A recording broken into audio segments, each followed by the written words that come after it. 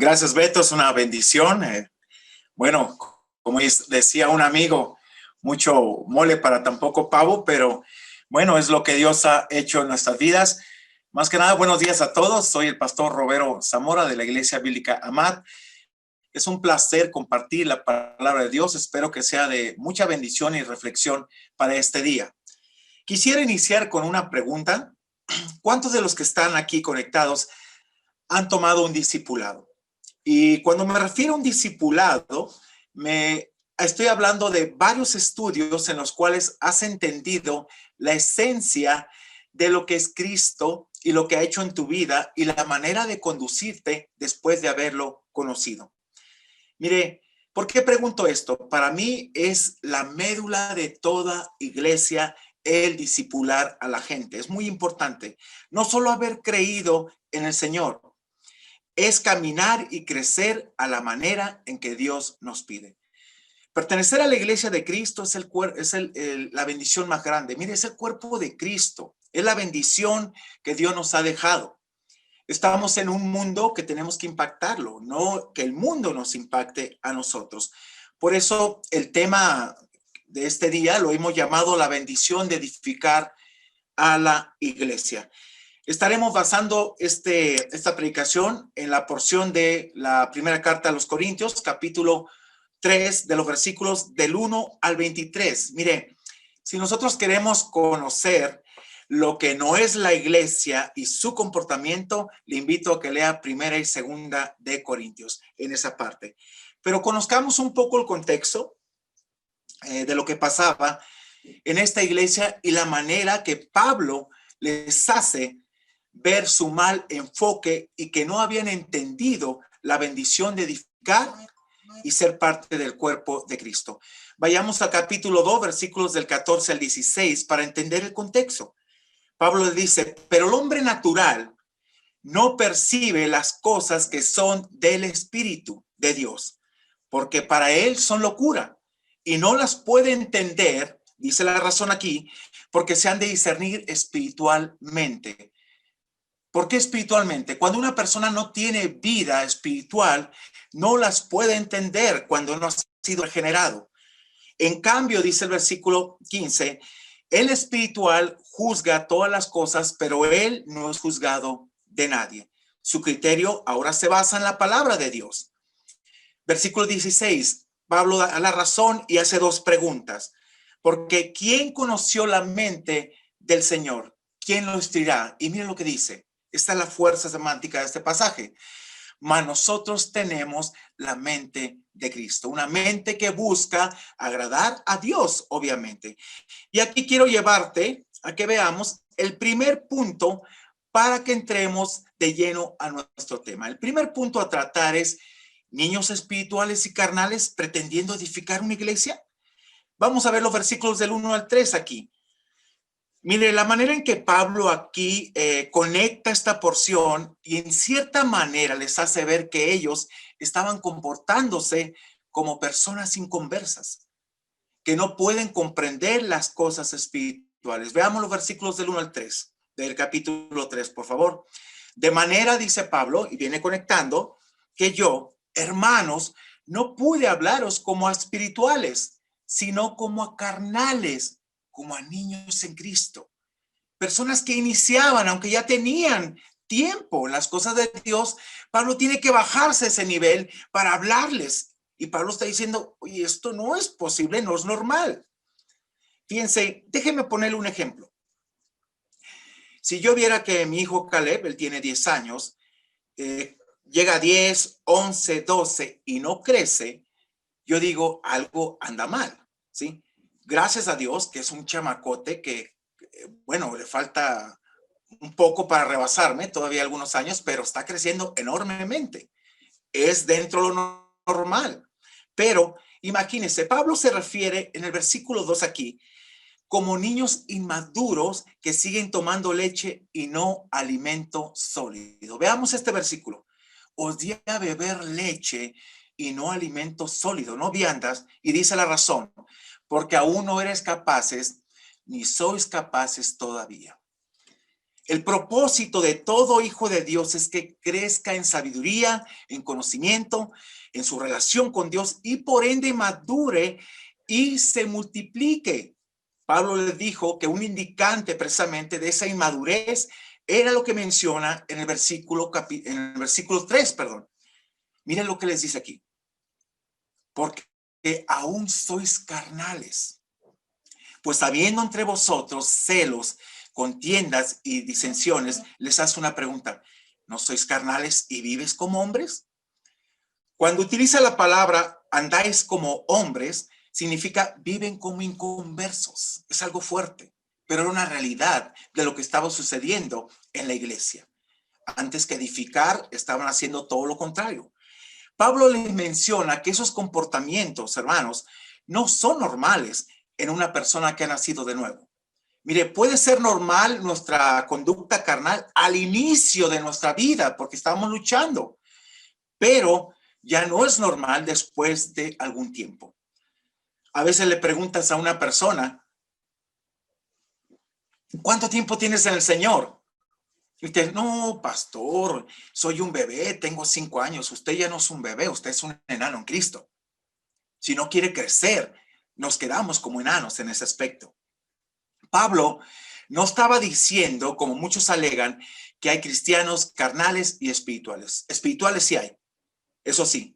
No estaba diciendo eso, al contrario, estaba diciendo que no es normal la carnalidad y más que nada si hemos conocido a Cristo. Inmediatamente el apóstol Pablo les hace ver la problemática que estaban enfrentando y que lo veían tan normal. No se daban cuenta que esto estaba dividiendo a la iglesia en ese sentido. Mire, en la iglesia jamás deben de existir los grupos favoritistas, jamás. Los corintios se habían enfocado en los individuos cuando de hecho solo Dios era la fuente de la bendición que habían experimentado y los ministros empleados en ese proceso eran solo siervos que tenían que rendir cuentas a Dios en ese sentido. Me gusta mucho esta parte de Efesios capítulo 4, versículos de 3 al 6. Nos habla de los elementos que conforman la unidad que Dios la hizo, ¿sí? Pero aquí en adelante, nosotros somos responsables de guardar esa unidad en la iglesia. Esa parte no está ahí, porque Dios me lo puso casi al final. Pero dice esta porción, solícitos en guardar la unidad del espíritu en el vínculo de la paz, un cuerpo y un espíritu como fuiste llamados en una misma esperanza de vuestra vocación. Un Señor, una fe, un bautizo, un Dios y Padre de todos, el cual es sobre todos y por todos, y habla de los creyentes, no de los inconversos, en esa parte. Mire, así que en esta parte vamos a entrar a lo que es el segundo punto. Y quiero llevarte aquí a que analicemos esto. Pongamos las cosas en claro. La obra se trata de Dios, no de ti. Es de Dios. La obra se trata de Dios, no de ti. Versículos de 4 al 9. Observe conmigo la problemática aquí en el versículo 4 que Pablo les dice. Porque diciendo el uno, vea cómo estaba la situación en la iglesia. El uno, yo ciertamente soy de Pablo. Yo soy del grupo de Pablo. Yo pertenezco a Pablo. Y el otro, yo soy de Apolos. Es como si siempre hubiera favoritismo hacia los pastores, hacia un pastor, hacia un líder. Realmente eso divide antes que unificar. Y Pablo le dice, diciendo esto, a ver, ¿no son carnales? ¿No se están comportando? ¿Acaso la iglesia de Cristo está dividida? Le dice en el capítulo 1, claro que no. Se están comportando como inconversos, les estaba diciendo. Inmediatamente Pablo les hace una pregunta y él mismo le responde en el versículo 5. ¿Qué pues es Pablo? Quiero que quede muy claro esto para que entendamos quiénes somos, hermanos. Aún como pastores, líderes, miembros, ¿quiénes somos? Dice, ¿qué es pues Pablo y qué es Apolos? Servidores, lo deja bien muy claro. Siervos, sirvientes. Mire, por medio de los cuales habéis creído, somos instrumentos que Dios usa para dar a conocer su gloria. Y eso según lo que a cada uno concedió el Señor, de acuerdo a la capacidad que Él nos quiso dar y de acuerdo al don que nos dio, fuéramos y seamos. En el versículo 6 deja tan claro la obra de ellos y la magnífica obra de Dios. Pablo tenía muy en claro que todo se trataba de Dios, no de ellos. Versículo 6, por favor. Dice Pablo, yo planté, Apolo regó. Aquí es enfático, pero el crecimiento lo ha dado Dios, no el ser humano. Hace muchos años, cuando era estudiante del seminario, me encargaron un joven en un campamento. Él no era cristiano. Y el pastor que me lo encargó es un amigo que lo saludo mucho, el hermano Alfredo Morgan. Me dijo, él no conoce al Señor, te lo encargo. Después de días en campamento, tuvimos la oportunidad de hablar en la madrugada y él se convirtió a Cristo. Cuando llegamos al seminario, él estaba sumamente contento, le comenté y me dice, no cabe duda que uno siembra y otro cosecha. En este caso, a veces, mire, dice, uno planta, otro riega, pero a veces otros la riegan, créeme, porque no hacen las cosas que son correctas delante de Dios. Ahora, ¿te queda claro que no es tu obra? Es la de Dios, así de sencillo. Solamente tú eres un instrumento para la honra y gloria de Dios. Y en el versículo 7 nos conecta para que nos quede más clara esta gran verdad. Dice Pablo conectando, así que ni el que planta es algo, ni el que riega, vea, sino Dios que da el cimiento. A él sea la honra y la gloria por Dios haciendo la obra en nosotros. Estando en el seminario,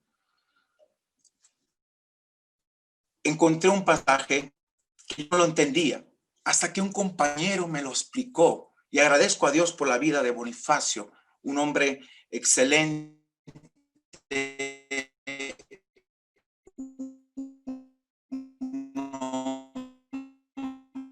que Dios ha usado y está basado en de Dios en nuestra vida. Dice, fíjese qué interesante, dice Pablo, doy gracias al que me fortaleció. Aquí la palabra fortaleció significa capacitó para la obra. Dice a quién, a Cristo Jesús, nuestro Señor. La razón, porque me tuvo por fiel poniéndome en el ministerio. Mire qué interesante. Podemos deducir, es que Pablo era fiel, Dios lo puso. No, dice Pablo, no. Dios me está dando la oportunidad de serle fiel en el ministerio. Y enseguida, en el versículo 13 dice, habiendo yo sido antes blasfemo y perseguidor, me fui tomado a misericordia. Habla de su testimonio. Es interesante esto, lo que tenemos que ver esta parte. Dios da la oportunidad de fiel en el ministerio donde te apoye, es por única, porque te necesite. Tú lo necesitas a Él.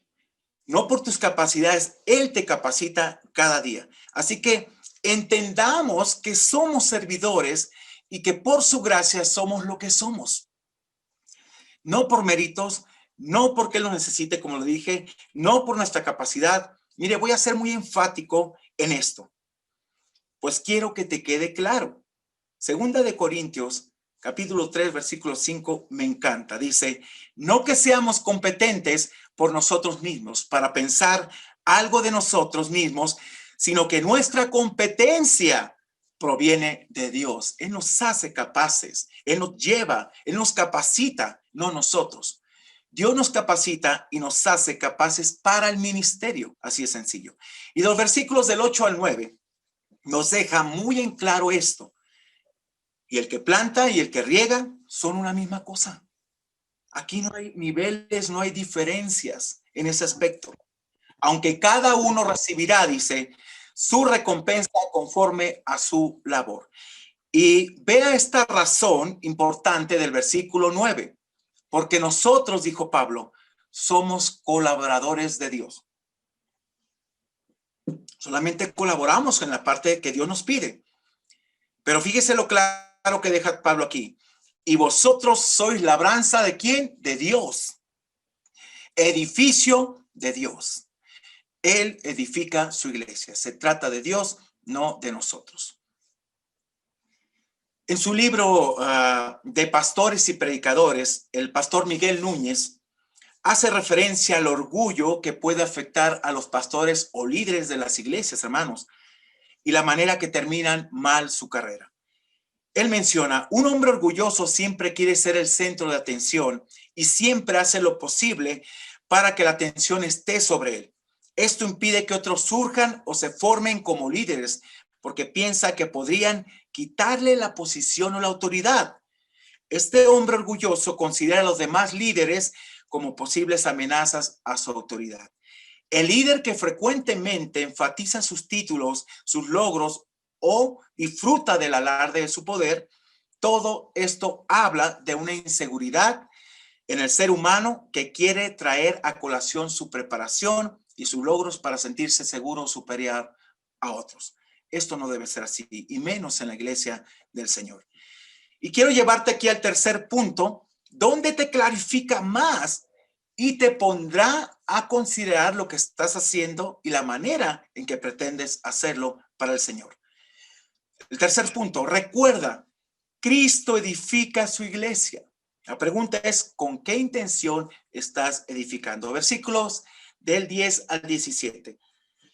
Dice Pablo, conforme a la gracia, esto me encanta, de Dios que me ha sido dada, yo como perito, arquitecto, como sabio, como sensato, Pablo hablaba aquí, puse el fundamento y otro edifica encima, pero cada uno mire cómo se edifica, construir sobre ya lo que está, y lo cual es el fundamento principal, es Cristo.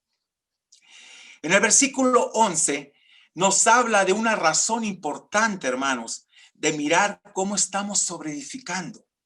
Porque nadie, dice, puede poner otro fundamento, otro cimiento que el que está puesto, el cual es Jesucristo, la base de la salvación. Sin embargo, había otras personas en Corintio que estaban predicando un evangelio diferente. Es probable que cuando Pablo escribió esta carta, haya habido un predicador de esa clase ahí en Corinto. Ahora, de los versículos de 12 al 17, quiero que ponga mucha atención, por favor. Viene la parte que es bastante fuerte y a considerar en cada uno de nosotros y la manera que queremos hacer y llevar la obra de Dios. Sobre todo porque esto es algo que puede tener consecuencias si estamos tomando a la ligera su obra. Versículos, por favor. Dice, y si sobre este fundamento del que estamos hablando, que es Cristo, alguno edificare oro, plata, piedras preciosas, madera, heno o hojarasca. Mire, si nos damos cuenta, son 6 elementos que menciona. 3 son de sumo valor, oro, plata, piedras preciosas, y 3 perecederos.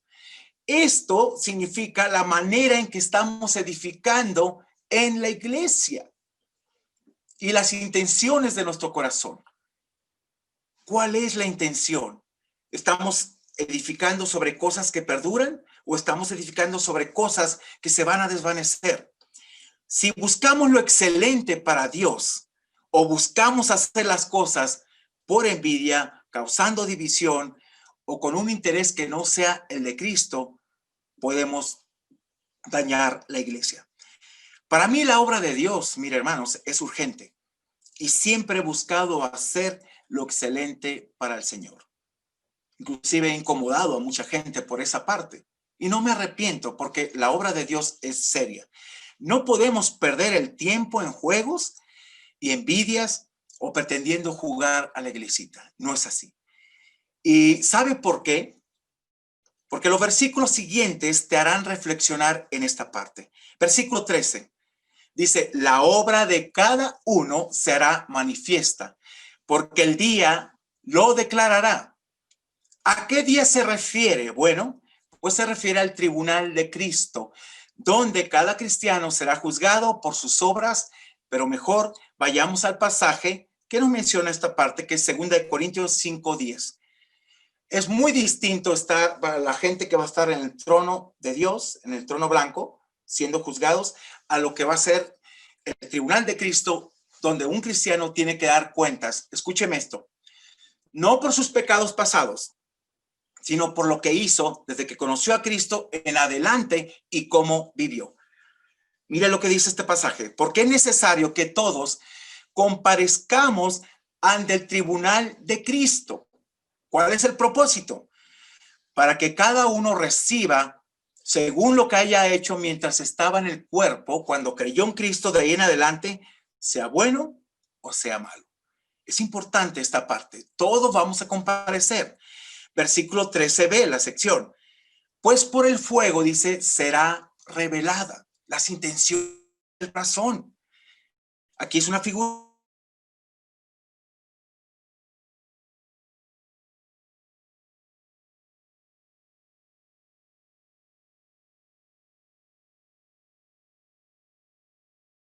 de lenguaje, pero Dios va a revelar en verdad la intención del corazón de cada uno.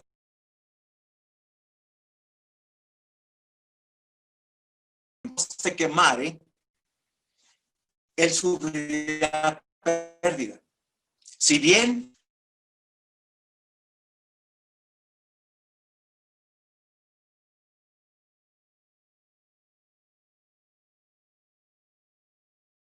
la Biblia, si bien él mismo será salvo. Mire, no hay pérdida de salvación. Está asegurándote precisamente que estás preservado, salvo, seguro. Aunque así como por fuego, por vergüenza. Como quien dice, pasamos de panzazo. Y no se trata de eso. No se trata de eso. Se trata de hacer lo correcto, glorificar a Dios en nuestra vida. A mí me emociona cada vez que veo la obra de Dios prosperar, pero bajo dirección, bajo oración, bajo la visión de Dios, no bajo mi visión ni mi carnalidad, que esa tiene que ser desechada por completo. Mire, es complicado, pero cuando dice aquí, así como por fuego, que Dios te dijera, ¿sabes qué? Pues, ¿qué edificaste? Pasaste, pero de panzazo. O sea, ¿cómo es posible que en vez de actuar correctamente, actuaste en una forma que no glorificó mi nombre? En el versículo 16 nos invita a reflexionar en una pregunta que creo que muchos no han considerado y es una declaración irrefutable de parte de Dios. Versículo 16. ¿No sabéis que sois templo de Dios y que el Espíritu de Dios mora en vosotros? Vea qué importante es analizar esto, es decir, a ver, dice Dios, oye, yo estoy habitando en ti. Tu cuerpo me pertenece, tu vida me pertenece. Yo quiero glorificarme en ti. Eso es ser para alabanza de la gloria de Dios. Y esto es importante, que busquemos ser esos instrumentos de justicia. Versículo 17 dice, este es el versículo que a veces tenemos que considerar mucho en lo que estamos haciendo. Dios no tendrá por inocente al culpable. Dice, si alguno destruyere el templo de Dios, que es nuestra vida, la iglesia, Dios le destruirá a él. Así de sencillo. ¿Cuál es la razón? Porque el templo de Dios dice, el cual sois vosotros, santo es, apartado completamente para él. Dios obrará en una forma severa ante aquel que destruye su obra, ya sea un falso ministro o un ministro consciente y que abuse de la obra de Dios. ¿Conoce alguno de ustedes así? Sí, yo conozco a muchos. Y piensan que se salen con la suya. No es así. ¿Sabe? Es triste cuando años pasan y ves esa obra destruida y ese hombre aniquilado, porque se burló de la obra de Dios. No es así. El horror de nosotros como seres humanos es que pensamos que nos podemos salir con la nuestra, que Dios no tome en cuenta la manera en que vamos a llevar o estamos llevando la obra y que pensamos que con cosas del mundo vamos a impactar generaciones. Déjeme decirle que no es así. El problema más grande en ese aspecto es que pretendemos ganar una generación dándoles lo que ellos les gusta, lo que quieren, no presentándoles el mensaje que puede transformar vidas comprometidas y que a veces ni nosotros mismos lo creemos y ni lo vivimos. Por eso no podemos impactar. Es una realidad. Así que quiero llevarte aquí al cuarto y último punto, donde quiero que medites aún más en lo que quieres lograr y hacer en la obra que es de Dios. Y es la astucia del mundo. Mire esto, jamás competirá con la sabiduría de Dios. Jamás. La obra de Dios no se hace con astucia, se hace con sabiduría, se hace con oración, se hace con dependencia de Dios. A veces en la iglesia estamos conformando, queremos impactar al mundo con cosas de tecnología. No digo que esté mal, pero no es el principal objetivo. Es presentar a Cristo como la persona que cambia y transforma nuestras vidas. Y siempre es buscar la adoración.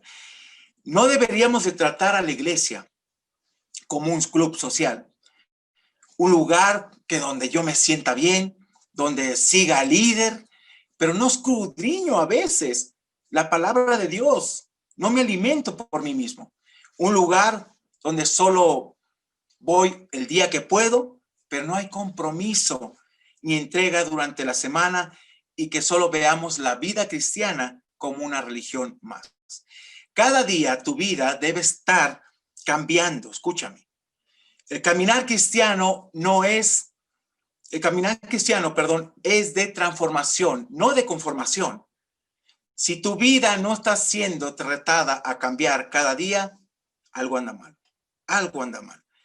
Pablo lanzó una aguda advertencia a los ministros y a la congregación de Corinto. Los ministros pueden evitar el autoengaño si evalúan sus propios ministerios y se dan cuenta de que la sabiduría de este mundo refleja la mente de Satanás. Además, es insensatez ante Dios.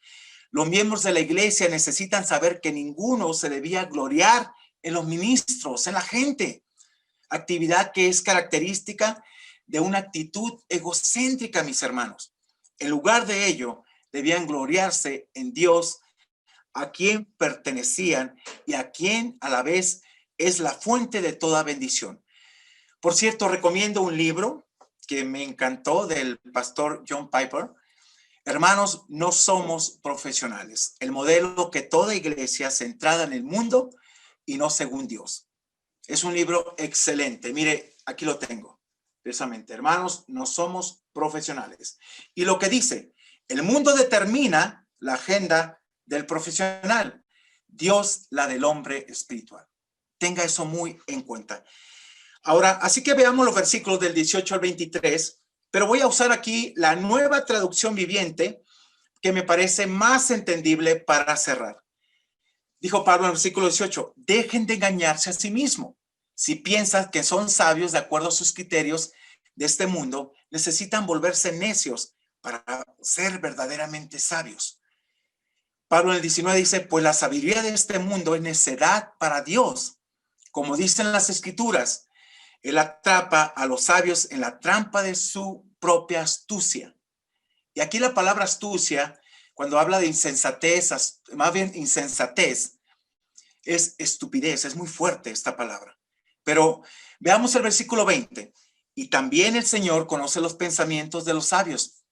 Sabe que no valen nada. Están vacíos. Versículo 21. Así que no se jacten de seguir a un líder humano en particular, dijo Pablo, pues a ustedes les pertenece todo. Versículo 22.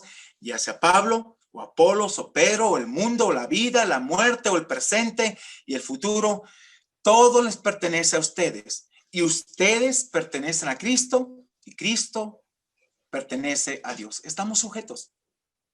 Se trata de Dios, no de nosotros.